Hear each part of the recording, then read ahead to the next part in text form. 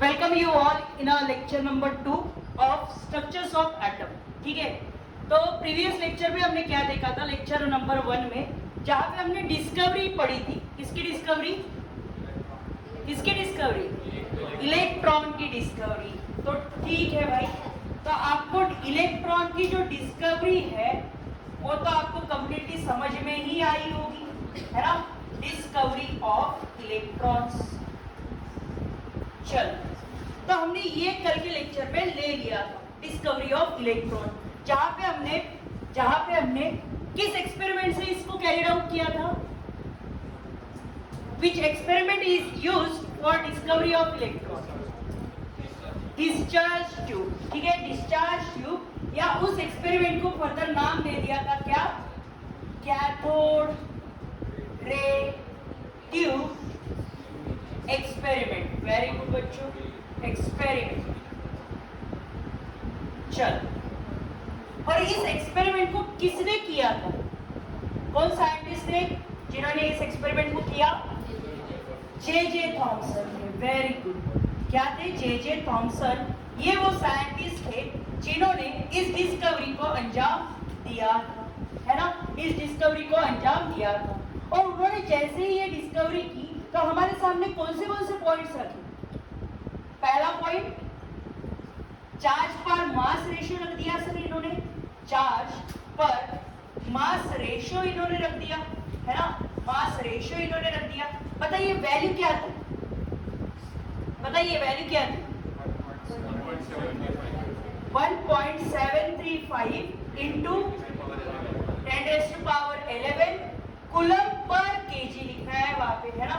Ratio है ना, charge पर मास रेशियो, मैंने थोड़ा गलत कर दिया था, तो कूलम पर केजी चाहिए था वहां पे। ठीक है, तो ये एक आपने सुधार कर लेना वहां पे। नेक्स्ट, ये पॉइंट नंबर 1 जिसका ये मोटो था वो कंप्लीट हुआ। उसके बाद सेकंड क्या बताया उन्होंने? बताइए। हाँ, तो वो किस लिए किया था हमने?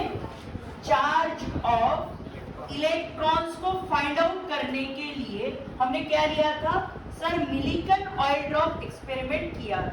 हमने क्या किया था? मिलिकन ऑयल ड्रॉप एक्सपेरिमेंट किया था। प्रीवियस कुछ ईयर में यहाँ से भी क्वेश्चन आया हुआ था। ठीक है, तो वो मैं क्वेश्चन तो दिखाने वाला हूँ, है ना? आज का लेक्चर खत्म होने दो, उसके बाद हम लोग क्या करेंगे कि इनके जितने भी क्वेश्चन प्रीवियस ईयर आ चुके हैं वो सारे क्वेश्चंस को हम लोग डिस्कस करने वाले हैं। ओके, चलो, यहाँ पे मिलिकन ऑयल ड्रॉप एक्सपेरिमेंट क्यों किया हमने? क्योंकि सर हमें चार्ज फाइंड आउट करना था। क्या फाइंड आउट करना था? चार्ज। और बताइए चार्ज कितना फाइंड आउट हुआ आपका? 1.6 इंटू -90 कूलम। और यहाँ पे क्या है सर? माइनस चार्ज है। वाई? सर इलेक्ट्रॉन के बारे में पढ़ रहे हैं ना, इलेक्ट्रॉन के बारे में पढ़ रहे हैं, तो क्या आएगा सर? चार्ज माइनस आएगा। Okay, very good. उसके बाद हमने क्या जाना? उसके बाद हमारा पॉइंट नंबर थर्ड क्या था? Mass of electron find out करना। Very good, mass of electron. बताइए क्या आया आपका मास ऑफ इलेक्ट्रॉन और कैसे फाइंड आउट किया? पहले बताइए कैसे फाइंड आउट किया? कैसे फाइंड आउट किया इसको? चार्ज अपॉन चार्ज पर मास रेशियो। वेरी गुड बच्चों, चार्ज अपॉन चार्ज पर मास रेशियो। तो इससे क्या निकल आएगा आपका? मास ऑफ इलेक्ट्रॉन निकल आएगा। तो बताइए मास ऑफ इलेक्ट्रॉन कितना था? 9.1 इंटू 10⁻31 इन केजी। वेरी गुड, तो ये भी आपको वैल्यू जो है ध्यान में रखनी है। ठीक है, तो ये तीनों की तीनों वैल्यूज हमारे लिए बहुत इंपॉर्टेंट है और इन्हीं वैल्यूज से आपके बाकी फर्दर प्रॉब्लम्स जो है वो सॉल्व हो सकते हैं। ठीक है, तो ये वैल्यूज अगर एक जगह आपके पास जगह होगी तो वहां पे लिख लीजिए। देन आज का जो लेक्चर है, आज की जो 2 डिस्कवरीज हमें करना है आज, पहले तो प्रोटॉन की डिस्कवरी देखना है और सेकेंडली हमें न्यूट्रॉन की भी डिस्कवरी आज ही कंप्लीट करनी है। ठीक है, तो ये पहले नोट डाउन कर लो, देन हम लोग डिस्कवरीज को शुरू करते हैं।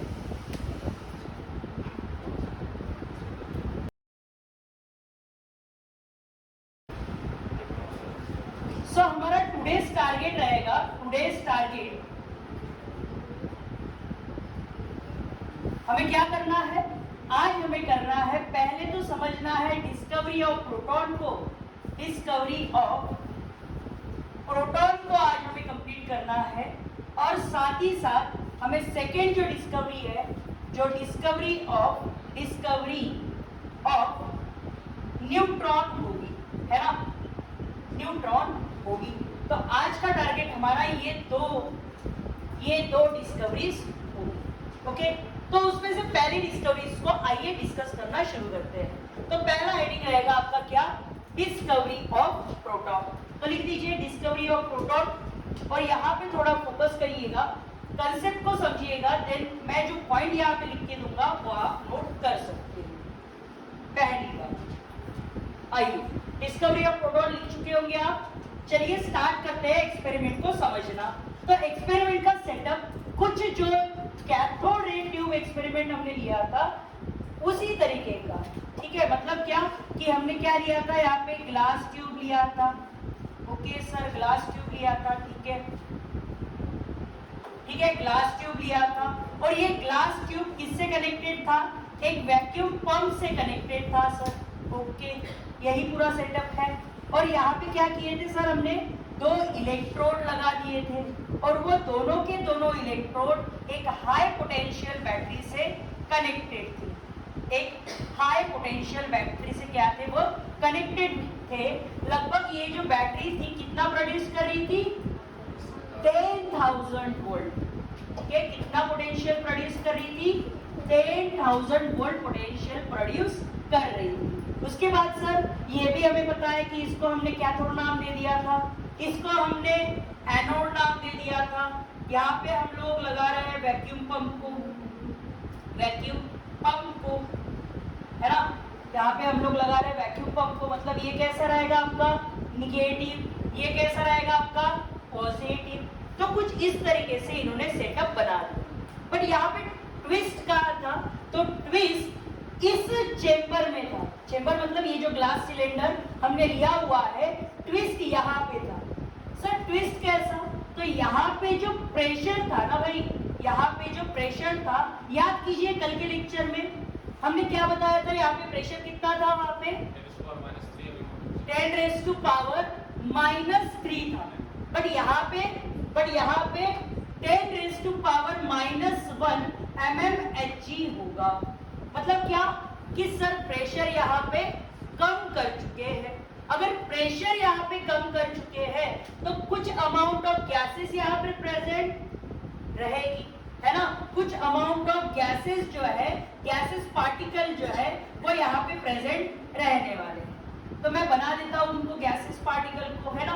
गैसेस पार्टिकल को मैंने बना दिया। यहाँ पे कुछ ऐसे गैसियस पार्टिकल यहाँ पे प्रेजेंट होंगे। बात समझ में आ रही है क्या, सेटअप समझ में आया क्या। ये पूरा है construction for discovery of proton के लिए। और ये जो डिस्कवरी है किसने दी, ये जो डिस्कवरी है ऑन पेपर कहा जाता है कि भाई ये गोल्डस्टेन ने दी। ठीक है, ये जो डिस्कवरी है ऑन पेपर कहा जाता है कि ये गोल्डस्टेन ने दी। बट आप लोग अगर गूगल चेक करोगे, ठीक है, गूगल बाबा को आप लोग अगर चेक करोगे तो वो बताते हैं कि ये जो डिस्कवरी है उसके साइंटिस्ट जो है वो है आपके अर्नस्ट रुदरफोर्ड। आपके साइंटिस्ट कौन है, अर्नस्ट रुदरफोर्ड। तो आपको दोनों को भी याद रखना है, ठीक है, गोल्डस्टेन को भी याद रखना है और अर्नस्ट रुदरफोर्ड को भी याद रखना है। ठीक है, तो ये था कंप्लीट कंस्ट्रक्शन, ये था कंप्लीट आपका क्या construction for discovery of proton, ठीक है। कंस्ट्रक्शन समझ में आया क्या, क्या कंस्ट्रक्ट किया सर, एक ग्लास ट्यूब लिया जो कि पूरा का पूरा ट्रांसपेरेंट था, which is connected to the vacuum pump, then ये दो इलेक्ट्रोड यहाँ पे रख दिए सर, और ये दोनों के दोनों इलेक्ट्रोड जो है वो डायरेक्टली कनेक्टेड है एक हाई वोल्टेज बैटरी से।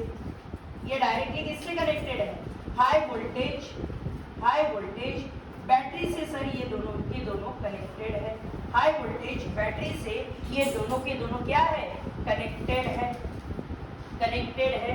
तो this is a construction of for discovery of proton. ये क्या था, कंप्लीट कंस्ट्रक्शन।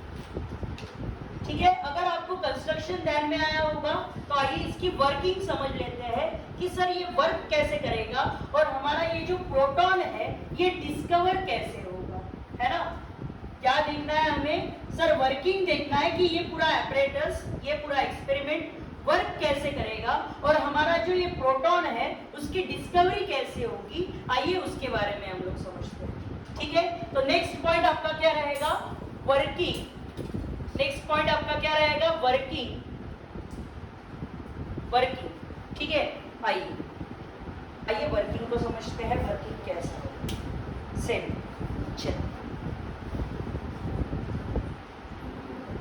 आइए वर्किंग को समझते हैं। तो ये है आपका एपरेटस। ठीक है, तो एपरेटस में क्या होगा सर, ये जो 10,000 वोल्ट का पोटेंशियल है वो क्या करेगा, हम लोग जैसे ही स्विच ऑन करेंगे तो ये पोटेंशियल इन वायर्स के थ्रू दौड़ना स्टार्ट कर जाएगा। ठीक है, तो हमारा सर्किट स्टार्ट हो चुका है। अभी जैसे ही ये सर्किट स्टार्ट होगा तो करंट फ्लो होना स्टार्ट होगा, है ना, करंट फ्लो होना स्टार्ट होगा। और जैसे ही ये करंट यहाँ पे आएगा तो आपको पता है यहाँ पे क्या होगा सर, रेज निकलेंगे, है ना। और ये जो रेज है, ये जो रेज है आपको पता है कि सर ये कैथोड रेज है।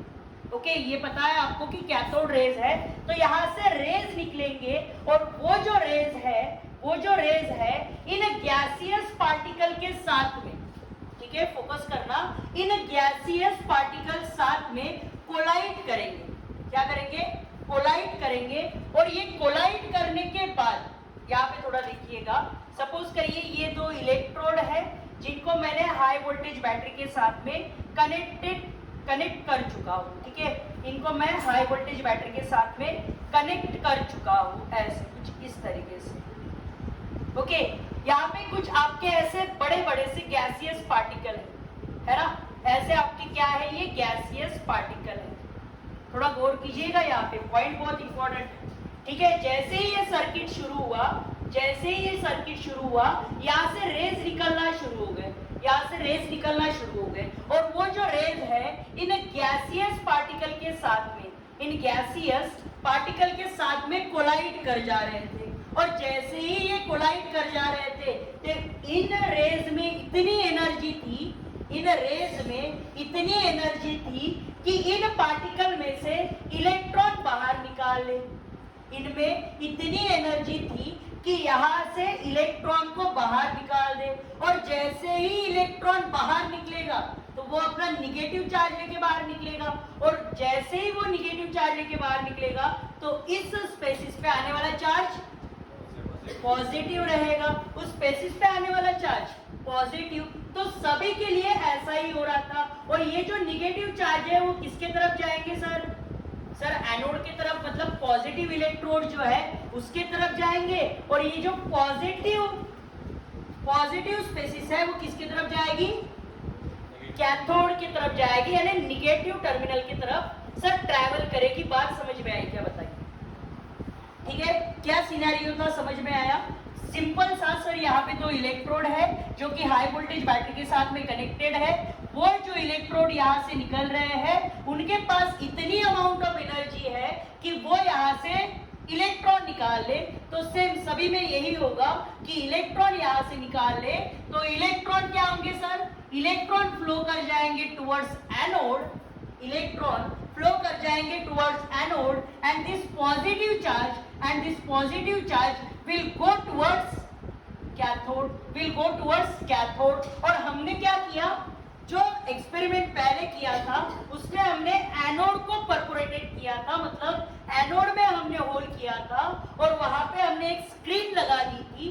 तो वही सेम सिनेरियो हम लोग उधर करने वाले।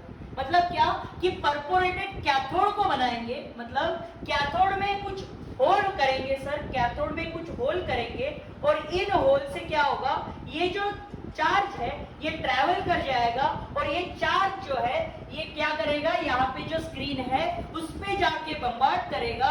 और यहाँ से हमें समझ में आएगा कि हाँ सर कुछ तो भी आ रहा है जो कि कैथोड की तरफ आ रहा है, जो कि कैथोड की तरफ आ रहा है, इसीलिए यहाँ से जाके ये क्या हो रहा है, स्क्रीन पे इंसिडेंट हो रहे हैं और स्क्रीन पे क्या हो रहा है, फ्लूरोसेंस हमें दिखाई दे रहा है। स्क्रीन पे हमें क्या दिखाई दे रहा है, फ्लूरोसेंस हमें दिखाई दे रहा है। तो कुछ इस तरीके से इस एक्सपेरिमेंट को कैरिड आउट किया, इस एक्सपेरिमेंट को किया और यहाँ से पता लगा कि ये जो गैसियस पार्टिकल है, जब ये इस रेस के साथ में कोलाइड होंगे तो इनमें इलेक्ट्रॉन तो निकल जाएंगे, बट बचेगा क्या, प्रोटॉन। बचेगा क्या, प्रोटॉन। और ये जो प्रोटॉन है ये ट्रैवल करता है एनोड की तरफ और इस प्रोटॉन को हम लोग क्या बोलते हैं, कैनल रेज भी बोलते हैं। इन रेज को हम लोग कैनल रेज भी बोलते हैं, मतलब ये ट्रैवल करेंगे इधर, ये ट्रैवल करेंगे इधर, ये ट्रैवल करेंगे इधर, इनको क्या बोलते हैं, कैनल रेज। ठीक है, कैनल रेज और एनोड रेज, पहले इनको कैनल रेज और एनोड रेज ही कहा गया और देन इसको ये नाम जो है, ये नाम दूसरा करके, मतलब चेंज करके, ये नाम को चेंज करके उन्होंने क्या रख दिया, प्रोटॉन। क्या रख दिया, प्रोटॉन। और इस तरीके से प्रोटॉन की डिस्कवरी कंप्लीट हो गई।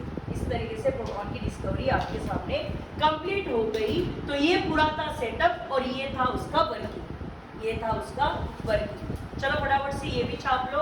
देन हम लोग क्या करेंगे, इन कैनल रेज की जो प्रॉपर्टीज है उनको थोड़ा समझेंगे। ठीक है, तो इतना हो गया होगा तो बताइए, इसके बाद हम लोग डिस्कस करते हैं इनकी प्रॉपर्टीज के बारे में।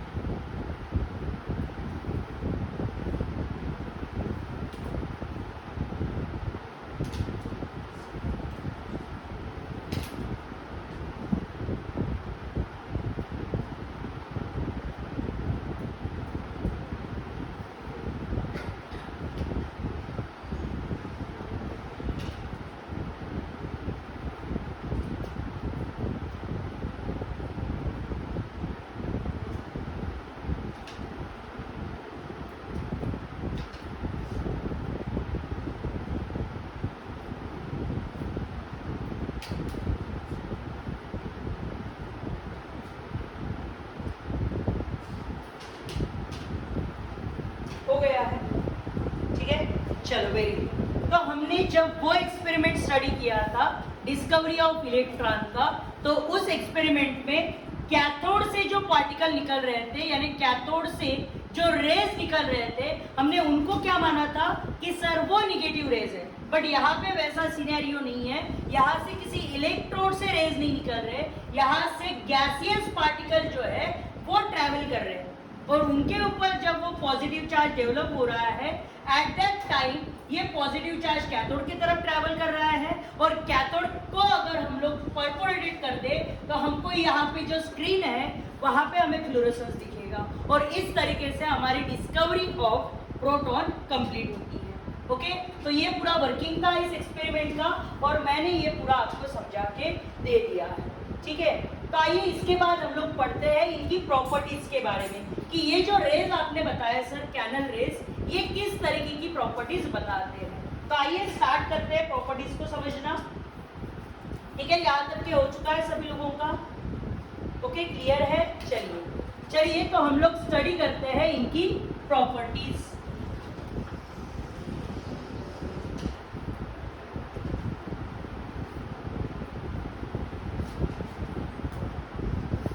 जो प्रॉपर्टीज आपने कैथोड रे के लिए पढ़ी थी, जो प्रॉपर्टीज आपने कैथोड रे के लिए पढ़ी थी, वही प्रॉपर्टीज यहाँ पे भी एप्लीकेबल होती है।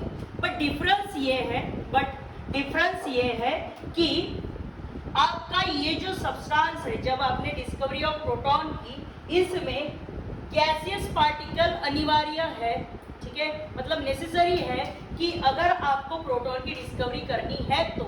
बट वहां पे ऐसा कुछ नहीं था, गैसेस हमने कम से कम रखी थी, गैस या गैसेस का हमने जो प्रेशर था वो बहुत ही कम कर दिया था और उसके कारण वहां पे पूरा वैक्यूम क्रिएट हो गया था। बट यहाँ पे वैक्यूम क्रिएट नहीं हो रहा, यहाँ पे कुछ गैसियस पार्टिकल अभी भी इस चेंबर में प्रेजेंट है और उन गैसियस पार्टिकल की वजह से जो भी यहाँ पे हो रहा है वो गैसेस पे डिपेंडेंसी होने के कारण हो रहा है। तो मैं एक ही इंपॉर्टेंट पॉइंट यहाँ पे देना चाहूंगा कि कैनल रेज जो है ये डिपेंड होते हैं gases which are used in this chamber. ठीक है, मतलब कि आप इस ग्लास ट्यूब में जो भी गैस यूज कर रहे हो उस गैसेस पे ये कैनल रेज जो है अपनी प्रॉपर्टी डिपेंड कर जाते हैं। ठीक है, तो चलिए वो एक पॉइंट लिख लीजिए, प्रॉपर्टीज में वो एक पॉइंट लिख लीजिए और बाकी सारे पॉइंट्स तो आपके सेम ही रहेंगे, है ना। तो क्या होगा कि कैनल रेज और anode rays are dependent on gases which are used in discharge tube।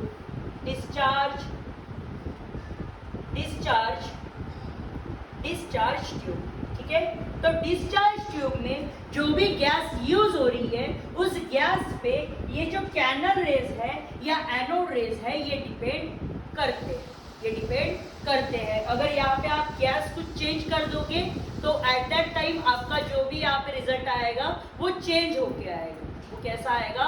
Change होके आपका रिजल्ट यहाँ पे निकलेगा।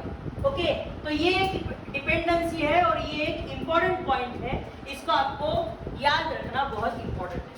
बट इन दैट एक्सपेरिमेंट जब हमने डिस्कवरी ऑफ इलेक्ट्रॉन की थी वहां पे इस तरीके का सिनेरियो नहीं था, वहां पे गैसेस पे डिपेंडेंसी नहीं थी। वहां पे हमने क्या क्रिएट किया था? वैक्यूम क्रिएट किया था। दैट्स वाई वहां पे इलेक्ट्रोड के मटेरियल को चेंज कर दो या चाहे आप क्या कर दो, गैसेस को चेंज कर दो, वहां पे कुछ भी फर्क पड़ने वाला नहीं है in that discovery of electron. ठीक है, बट यहाँ पे चेंजेस होंगे, तो ये बात आपको ध्यान में रखनी। अगर स्टेटमेंट वाइज क्वेश्चन आया तो कुछ इस तरीके से क्वेश्चन वो पूछ सकता है, तो आपको ये आंसर पता होना जरूरी है कि प्रोटॉन के डिस्कवरी में गैसेस के पार्टिकल्स पे डिपेंडेंसी होती है इनकी, इन कैनल और एनोड रेज की, बट कैथोड रेज की डिपेंडेंसी ऐसे गैसियस और इलेक्ट्रोड पे नहीं हो। ये पॉइंट आपने क्लियर करना। ठीक है, चलिए ये भी छाप लीजिए, अगर हो गया होगा तो बता दीजिए। आगे बढ़ते हैं।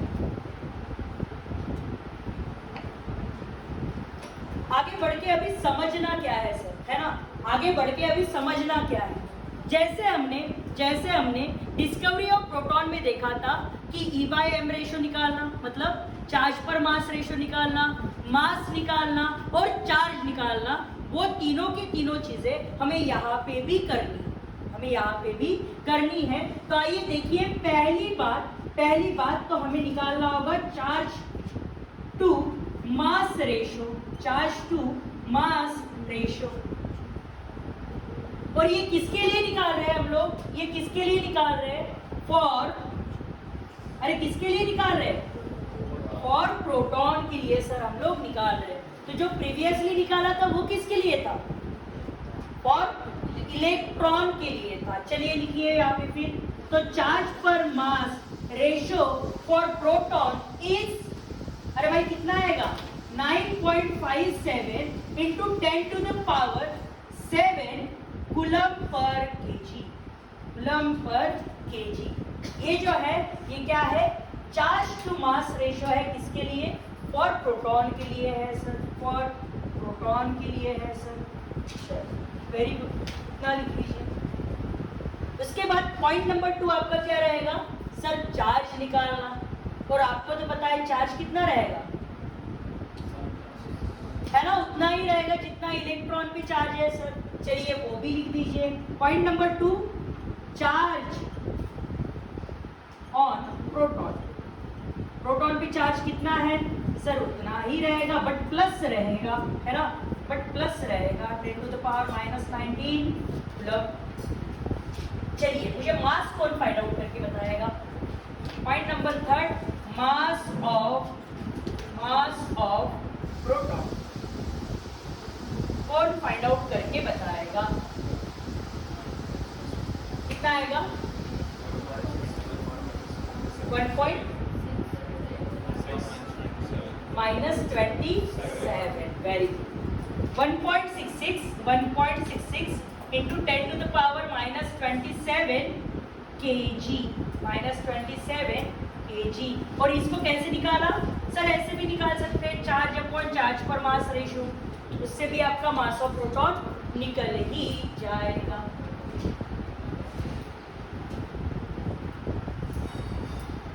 देखिए आपके पास मास ऑफ प्रोटॉन भी आ चुका है और आपके पास मास ऑफ इलेक्ट्रॉन भी आ चुका है।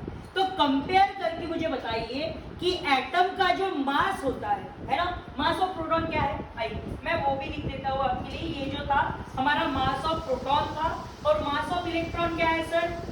अरे भाई मास of electron 9.1 into 10 to the power -31 kg।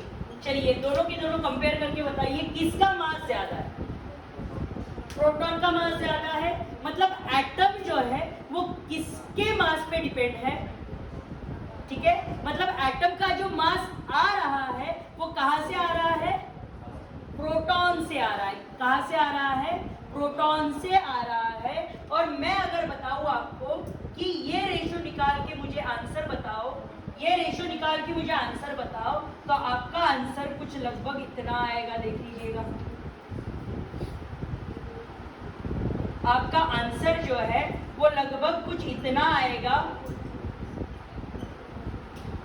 1836। ठीक है, तो ये रेशियो है, ये रेशियो है जहां पे आप लोग क्या बता रहे हो कि mass of proton is 1836 time greater then mass of electron. भाई ये पॉइंट आपका सबसे इंपॉर्टेंट, ये पॉइंट आपका सबसे इंपॉर्टेंट, और यहां से क्वेश्चन आएगा तो आप लगा पाओगे। ठीक है, यहां से क्वेश्चन आएगा तो आप लगा पाओगे। तो ये लिख लीजिएगा इतना, और अगर कंप्लीट होता है तो बताइएगा।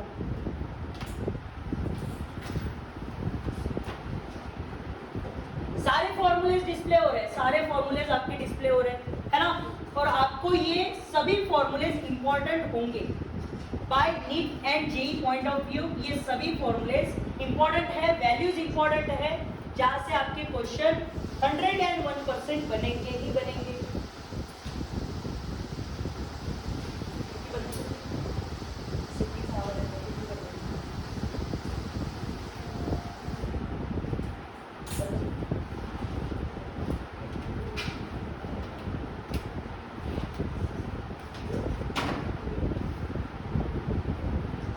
ठीक है भाई, ओके, सभी ने नोट कर लिया है कि टाइम देना है? अब नोट करने कर लिया है ना? चलो आगे बढ़े। तो देखिए मैं फिर से समराइज कर देता हूँ, हमने क्या पढ़ा इसमें। हमने पढ़ा सर डिस्कवरी ऑफ प्रोटॉन को, जहाँ पे हमने फिर से वही एक्सपेरिमेंट को कैरिड आउट किया, वही एक्सपेरिमेंट को, जो पूरा सेटअप है वो प्रीवियसली हमने जो डिस्चार्ज ट्यूब का लिया था वही पूरा सेटअप है। जस्ट इसमें क्या किया हमने कि प्रेशर कम कर दिया। हमने क्या किया? प्रेशर कम कर दिया। और बट ये जो प्रेशर कम किया उसका रिजल्ट क्या हुआ कि some gases particles are there and this rays, that is cathode rays, are reacted with the gaseous particle. ठीक है, ये जो कैथोड रेज है ये गैसियस पार्टिकल के साथ क्या कर रहे हैं? रिएक्ट कर जा रहे हैं। और यहाँ से क्या होगा? इलेक्ट्रॉन बाहर निकलेगा, बट इलेक्ट्रॉन जैसे ही बाहर निकलेगा तो वो गैसियस पार्टिकल पे चार्ज कौन सा रहेगा? पॉजिटिव चार्ज रहेगा। और वो जो पॉजिटिव चार्ज है किसके तरफ ट्रैवल करेगा? कैथोड की तरफ ट्रैवल करेगा। और जब आप परफोरेटेड कैथोड को यूज करो तो वहां पे आप जब स्क्रीन लगा दो तो at that time your screen produces fluorescence. और in that fluorescence you realise that कि कुछ ना कुछ आ रहा है सर, और वो इंसिडेंट कर जा रहा है ना? कुछ ना कुछ आ रहा है सर, वो इंसिडेंट कर जा रहा है। और फर्दर स्टडी करने के बाद यह पता लगा कि ये जो है ये एनोड रेज है, और उनको उनको फिर नाम चेंज करके रख दिया, this is your proton. And proton के लिए ये सारी चीजें फिर कैलकुलेट करी गई जो हमने इलेक्ट्रॉन के लिए भी की, है ना, जो हमने इलेक्ट्रॉन के लिए भी ये सारी वैल्यूज कैलकुलेट की थी, हमने यही सेम वैल्यूज प्रोटॉन के लिए भी कैलकुलेट की। और हमने यहाँ से बहुत इंपॉर्टेंट रिजल्ट जो है हमारे लिए निकाला कि mass of proton which is 1836 times greater then mass of electron. 1836 time mass of electron से ये क्या होता है, मास ऑफ प्रोटॉन बड़ा होता है। दैट्स वाई जब भी हम लोग एटॉमिक मास निकालते हैं तो एट दैट टाइम हम लोग मास ऑफ प्रोटॉन को कंसीडर करते हैं, ना कि मास ऑफ इलेक्ट्रॉन।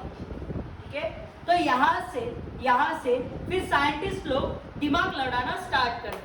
ठीक है, साइंटिस्ट लोगों ने दिमाग लड़ाना स्टार्ट कर दिया कि जितने भी हमें एटम्स मिले हैं, एटम्स मतलब जो एलिमेंट्स है ना वो मिले हैं, तो उनको जैसे पीरियोडिक टेबल पढ़ा होगा आपने, है ना, तो पहले साइंटिस्ट क्या कर रहे थे कि सभी पीरियोडिक टेबल में जितने भी एलिमेंट्स फिट किए गए थे वो एलिमेंट्स एटॉमिक मासेस के जरिए से फिट किए गए थे, है ना। मतलब यहाँ पे जो भी मास एटम को मिल रहा है वो सिर्फ और सिर्फ किसके कारण मिल रहा है, मास ऑफ प्रोटॉन के कारण मिल रहा है। क्यों सर?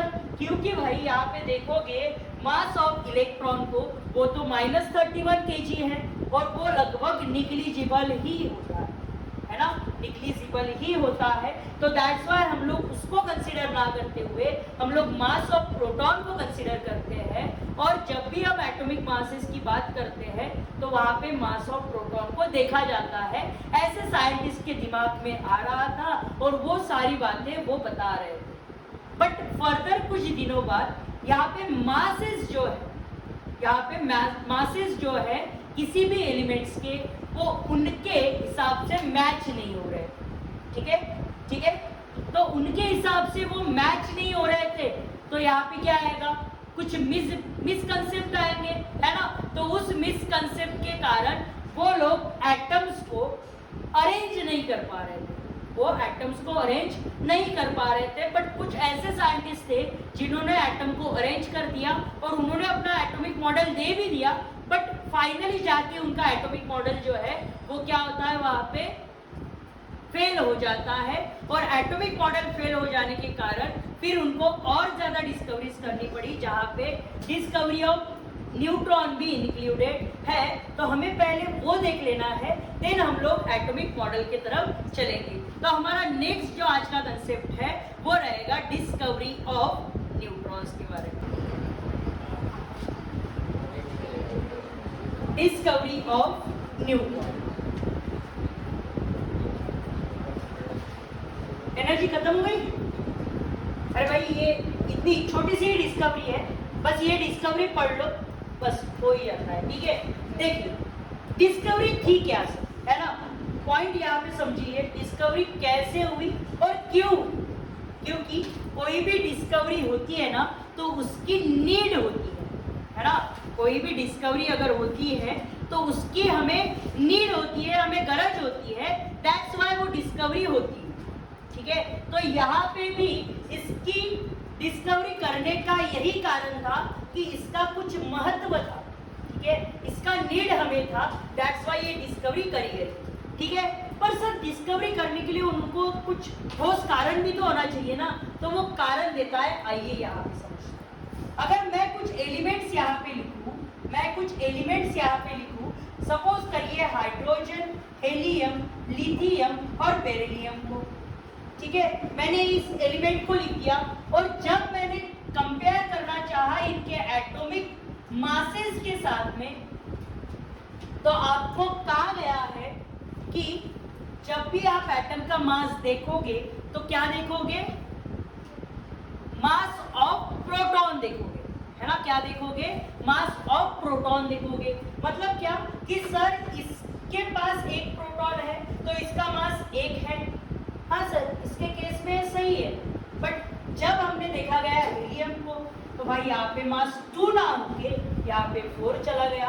यहाँ पे मास 3 चाहिए था, 3 चाहिए था, बट 3 ना होके ये चला गया 7 के पास, और यहाँ पे 4 था, है ना, 4 था, बट वो 4 ना होके वो चला गया 9 के आसपास।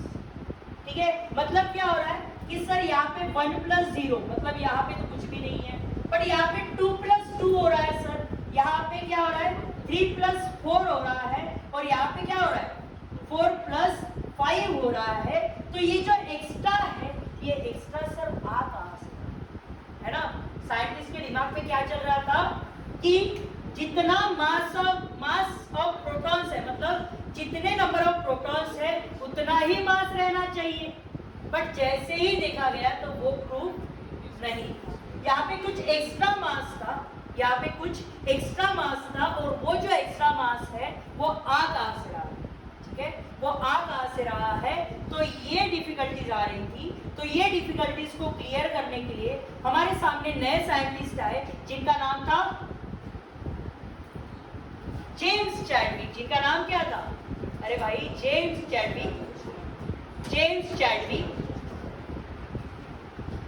आप जैसे उच्चारण कर सकोगे वैसे करिए, जेम्स चैडविक मैं बोलता हूँ, आप चैडविक भी इसे कह सकते हो, ठीक है, तो मैं चैडविक कहता हूँ, ठीक है।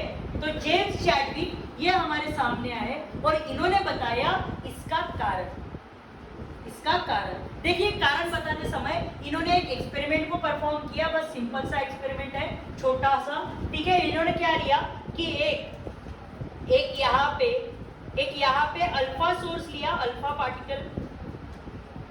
पार्टिकल का सोर्स लिया, और आपको पता ही होगा अल्फा पार्टिकल क्या होते हैं, हेलियम, है ना। तो हेलियम जो है वो क्या है, सोर्स ऑफ अल्फा पार्टिकल है। तो अल्फा पार्टिकल यहाँ पे लिए, यहाँ पे आप लोग हेलियम की जगह आप लोग पोलोनियम भी ले सकते हो, ठीक है, मतलब ये क्या है, सोर्स ऑफ अल्फा पार्टिकल्स है। ये सोर्स ऑफ अल्फा पार्टिकल्स हमने इंसिडेंट करवाए किस पे, बेरिलियम शीट पे। हमने किस पे बम्बार्ड करवाए या इंसिडेंट करवाए, बेरिलियम शीट पे। तो जैसे ही ये अल्फा पार्टिकल बेरिलियम शीट पे आ रहे थे, ये अल्फा पार्टिकल जैसे ही बेरिलियम शीट पे आ रहे थे, और बेरिलियम शीट से कुछ तो भी यहाँ पे बाहर निकल रहा था, और ये जो रेज है, कुछ तो भी रेज, ये रेज फर्दर जा रहे थे किसके तरफ, वैक्स, और इसको हम लोग पैराफिन भी कहते हैं, वैक्स और पैराफिन, जो कि कैसा होता है, आपका डेंस लिक्विड फॉर्म में होता है ना, डेंस लिक्विड आपने देखा होगा, वैक्स है ना, मोमबत्ती वगैरह आप जलाते हो तो उससे क्या होता है, वो लिक्विड निकलता है, वो थोड़ा डेंस लिक्विड होता है। तो ये डेंस लिक्विड क्या है था, और वहां से देखिए ये रे जैसे ही इस पे इंसिडेंट हो रहे थे, तो यहाँ से प्रोटॉन फट करके बाहर निकल रहा था, कैसे फट करके, मतलब बहुत फास्ट से प्रोटॉन यहाँ से बाहर निकल रहा है, बहुत फास्टली प्रोटॉन यहाँ से बाहर निकल रहा है, ठीक है। यहाँ पे हमें पता लगा कि ये सर अल्फा पार्टिकल्स, ये क्या है, यहाँ से प्रोटॉन निकल रहे हैं, यहाँ से क्या निकल रहे हैं, प्रोटॉन निकल रहे हैं, बट ये बीच के रेज क्या है सर, इनके बारे में हमें कुछ भी पता नहीं था। क्यों सर पता नहीं था, क्योंकि ये ना ही इलेक्ट्रोमैग्नेटिक वेव्स थे, ठीक है, क्योंकि हमें पता है इलेक्ट्रोमैग्नेटिक वेव्स के लिए स्टडी करना, उनका स्पेक्ट्रम निकालना, वो सारी चीजें हम लोग करते हैं, बट ये उस तरीके के रेज नहीं थे, ये उस तरीके के रेज नहीं थे। अगर सर ये रेज वैसे नहीं है तो ये है क्या, तो इनकी स्टडी की गई, इनकी सेपरेटली स्टडी की गई, और यहाँ से कंक्लूड किया गया कि सर ये रेज जो है ये कुछ भी चार्ज अपने साथ में लेके नहीं निकल रहे, इन पे कुछ भी चार्ज नहीं है, ये सर आपके न्यूट्रल, ये सर आपके न्यूट्रल रेज है, ये आपके क्या है, न्यूट्रल रेज है। बट ये न्यूट्रल होने के साथ साथ मासिव रेज है, ये न्यूट्रल होने के साथ साथ ये कैसे है, मैसिव रेज है, मतलब इनके पास अपना मास है, इनके पास अपना क्या है, मास है, और ये मास जो है वो कंट्रीब्यूट करता है एटॉमिक मासेस, ये कंट्रीब्यूट क्या करता है, एटॉमिक मासेस में। तो यही वो चीज है जो एटॉमिक मासेस में कंट्रीब्यूट कर रही है, और इसका नेचर न्यूट्रल होने के कारण, इसका नेचर न्यूट्रल होने के कारण इसको फर्दर नाम दे दिया क्या, न्यूट्रॉन। इसको फर्दर नाम क्या दे दिया, न्यूट्रॉन। और इस तरीके से आपकी न्यूट्रॉन की डिस्कवरी कंप्लीट हो गई। आपकी न्यूट्रॉन की डिस्कवरी इसी तरीके से कंप्लीट हो गई। तो न्यूट्रॉन की डिस्कवरी किसने की फिर, जेम्स चैडविक ने। ओके, जेम्स चैडविक ने। और क्योंकि सर ये उनकी नीड है ना, ये उनकी नीड। मतलब अभी जब भी आप एटॉमिक मासेस निकालोगे, जब भी आप एटॉमिक मासेस निकालोगे तो आप ये नहीं सोचोगे कि हम क्या करने वाले हैं, नंबर ऑफ प्रोटॉन जितने हैं उतना ही मास लेंगे, नहीं।